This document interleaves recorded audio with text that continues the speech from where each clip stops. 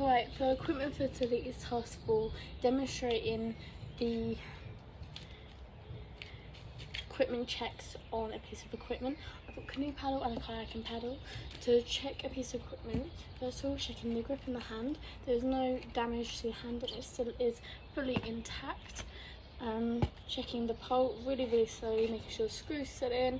There's no bits of metal or plastic hanging off. There is a few bits of plastic hanging off here, which I'm going to put some tape around. Not allowed access to tape here, however, I will sit there, hand this into should I have tape put around it. Checking the paddle for any damage or cracks in the paddle. Then to check it on the floor.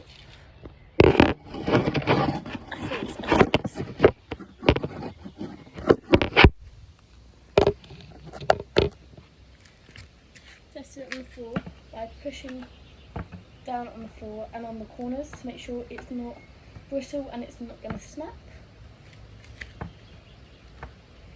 And then that is a paddle check.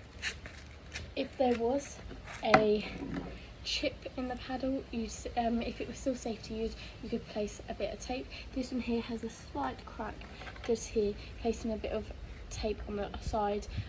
It's hard water resistant tape that I just put on the side, makes it a little bit easier. If it was to then come off, you can notice it.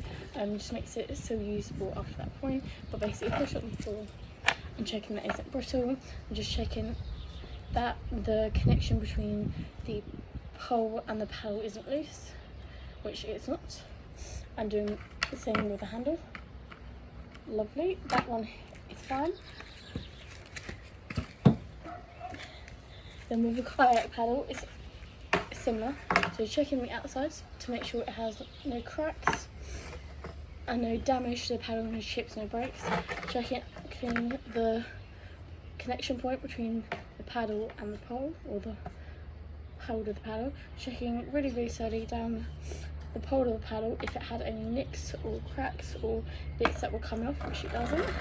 Again, on this side, checking if there's any loose resistance from where the connecting point is, and checking this side of the paddle, which there is no cracks, no visible damage. Checkers, making sure they're not brittle and they're not going to snap or break, and they've got tension and resistance, which are really good. But again, in the same way, if there was bits of the plastic here or rubber bits here that were coming off, simply place some tape around them and ensuring that they weren't going to scratch anyone on the hands. And same on the paddles here. If they began to come loose here, we sit there, we'd have them removed and placed back on properly. And for these bits here, we do the exact same with the canoe paddles. Is if there were any small chips there replaced that were repairable, we'd sit there and place some tape over them. However, any large cracks would have to be mended properly, being heated back together, or just being replaced as a whole front piece.